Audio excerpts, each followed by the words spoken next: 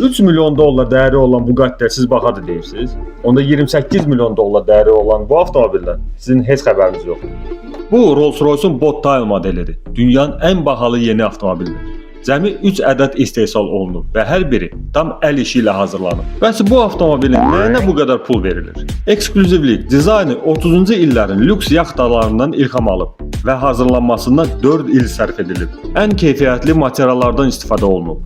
Təbii ağac, gümüş, inci və premium dərilər. Avtomobilin ön panelində olan Bovet 1822 saatın dəyəri 500 min dollardır və istənilən vaxt 06-dan fərqli olaraq çıxardıb onu əl saatı kimi istifadə edə bilərsiniz. Digər özəllik 70 min dollar dəyəri olan dünyanın ən bahalı piknik dəsti.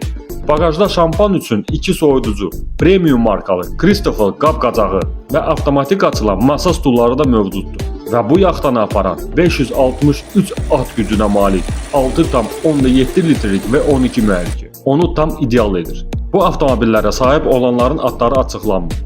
Ancaq şairlərə görə sahiblərdən biri Jay-Z ilə Beyoncé. Gör nə qədər qazanmalısan ki, artıq 28 milyon dolların olsun ki bu maşını al.